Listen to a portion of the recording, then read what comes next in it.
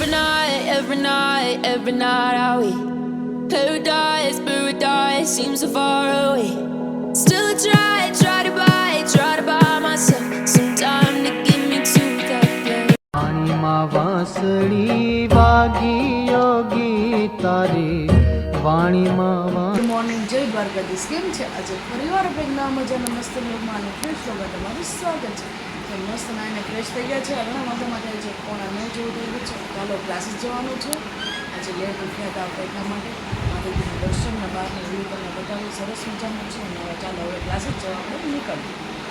ક્લાસીસથી આવી તમને મળીએ. જો ક્લાસીસથી આવી ગયા છે અને બધું કામ પણ કમ્પ્લીટ થઈ ગયું છે અને લાઇટ પણ નથી અટાણે. દાદા જો મસ્ત જમવા બે ગયા છે. જમવામાં ચાલો શું છે બતાવો. જમવામાં જો મિક્સ દાળ છે, રોટલી છે, છાશ. દાદા મસ્ત જમવા બેસી ગયા છે. ચાલો જો આપણું જમવાનું બને છે હજી, ચાલો તમને બતાવું.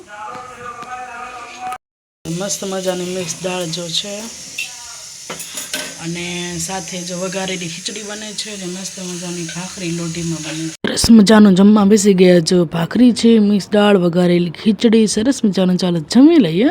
ચાલો સાંજમાં મેનુમાં આપણે કરવાનો છે મસ્ત મજાના ઉત્તપમ. અને જો આપણે રવો લઈ લીધો છે, તેમાં છાશ નાખી દઈએ. મસ્ત મજાને જ આપણે છાશ નાખીને ઘડી ગઈ આપણે 15 થી 20 મિનિટ આપણે તેને પલળવા દઈશું. મસ્ત મિક્સ કરી લઈશું. આમાં ઈનો ને એવું કંઈ નાખીને ખાલી મીઠું જ નાખીએ. અને જો બધા મસ્ત ટમેટાં, કાંદા, મરચાં અને કોથમરીની મસ્ત પેસ્ટ થઈ ગઈ છે ત્યાર. અને જો મસ્ત આપણું બેટર પણ સરસ મજાનું બની ગયું છે. ચાલો બધું કાંદા નાખી દઈશું પહેલાં. એમાં કાંદાની ક્વોન્ટિટી થોડીક વધારે રાખી છે અને ટમેટાં એડ કરી દઈએ. અને જેટલું તમે તીખું ખાતા હોય એ પ્રમાણે આપણે મરચાં એડ કરી દઈશું. અને સરસ મજાનું જો બધું મિક્સ કરીને ચાલો મિક્સ કરી લઈએ. હવે મિક્સ અને સરસ મજાનું આપણું બેટર બની ગયું હતું.